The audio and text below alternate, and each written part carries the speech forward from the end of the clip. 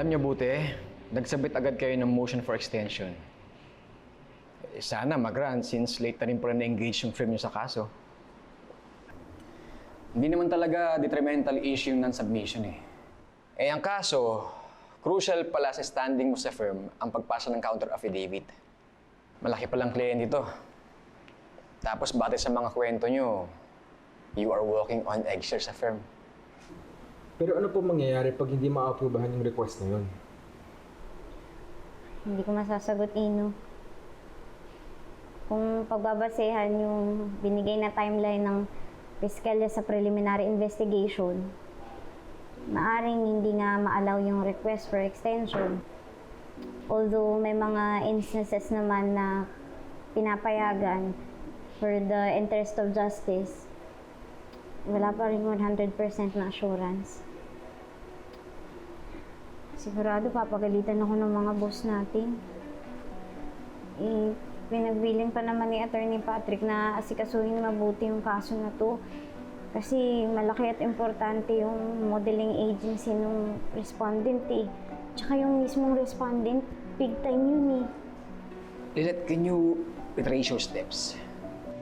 Kung ano talagang nangyayari, tapos kung saan talaga nawala yung file? During lunch break, inayos ko na lahat ng gamit ko. Nilagay ko sa lamesa yung bag ko at saka yung counter affidavit. Tapos bigla akong tinawag ni Attorney Barry. Ang sabi niya, gusto daw akong makausap ni Attorney Patrick. Kaya pumunta ako sa office ni Attorney Patrick. Iniwan ko saglit yung gamit ko. Hindi kaya may sumalisi sa'yo? Baka habang wala ka sa cubicle, may kumuha ng file sa table mo. Pero, sino naman ang gagawa nun? Tsaka bakit?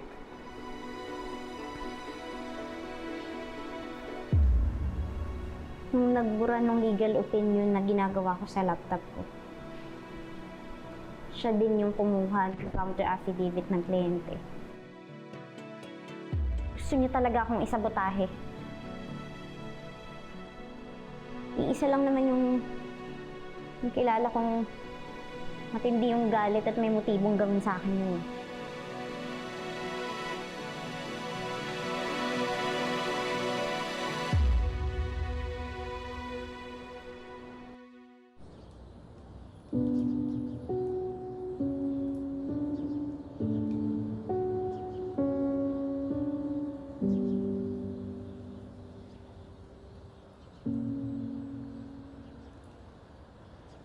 What are we still doing here, Matty? Akala ko ba naka-move on ka na from the memory of your firstborn daughter? Bakit apektado ka pa rin?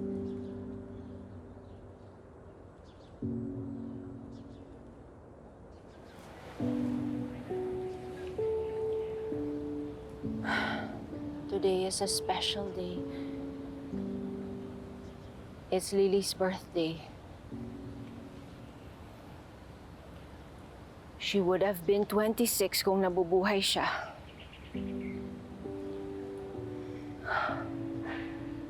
On some days, nakakayanan kong hindi siya maisip. But not today. I sometimes wonder like, kung nabubuhay siya, ano kayang itsura niya? May asawa na kaya siya? Or what kind of career did she take? Did she follow my footsteps to become a lawyer? Kamusta na kaya siya ngayon?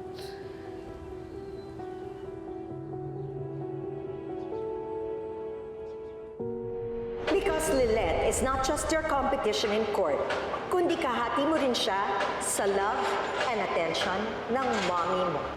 Si Lilette at si Lily ay iisa lamang.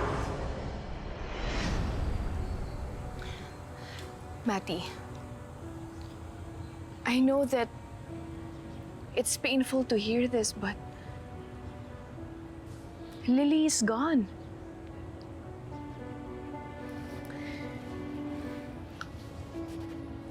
Hindi ka na niya mayayakap just like what I'm doing now. You have shed tears over the years at kahit ano pang gawin mo, hindi na siya babalik, Mati. Nandito naman ako eh. Sa akin mo na lang ibuhos lahat ng love and attention mo.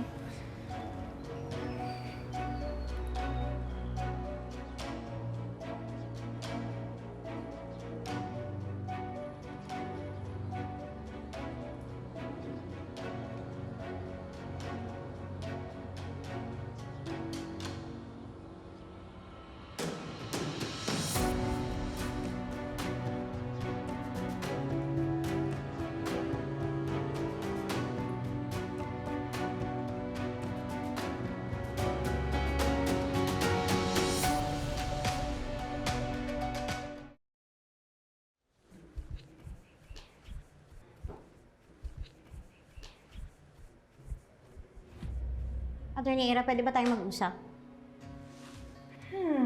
Pag-isipan ko. Sorry, not interested. Nasaan yung counter affidavit ng client sa cyberbullying case? Mukha bang lost and found tong cubicle ko? Ba't sa akin mo hinahanap? Eh, di ba ikaw na nga yung inassign para mag-submit nun yesterday? Oh no. Does this mean na hindi mo na ipasa kahapon? That's a very serious offense, Attorney Matias. Huwag ka nang magmaang-maangan. Alam ko naman na ikaw lang yung gustong manabutahe sa akin dito sa Keystone eh. At talagang kinuntsaba mo pa si Trixie para tulungan ka? Ano, kayong dalawang kumuha ng file? I don't know what you're talking about. Wala akong kinukuha sa'yo. Now, get the hell out of my office bago ba ako matuluyang mapikon sa'yo at kasuhan pa kita ng slander.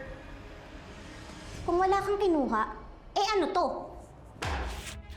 Ano ba? Akin na nga! Hindi mo pwedeng kunin to! Akin to! Hindi mo pwedeng kunin to! Hindi! Ibigay mo sa akin ulit! Ito ang magpapatunay na ikaw talaga yung kumuha ng file. Alam mo, sobrang dami mo ng kasalanan sa akin, pinalagpas ko lang. Sisiguraduhin ko na mananagot ka sa pananabutahe mo.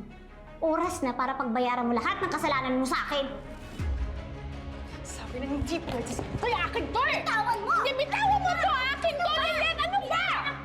Akin! Hindi nga sa'yo to! Ano ba? Nera, tama na yan! Ba't pa kayo naglarambulan para sa isang folder? Eh marami pa doon sa supply cabinet? Ito yung nawawalang counter affidavit, Attorney Kurt. Siya yung kumuha. Ha? Ganun ba? Huwag ka nang makialam dito, Attorney Ira. Amin na tong folder. Hindi nyo nga pwedeng kunin yan! Ano ba? Akin na! Hindi!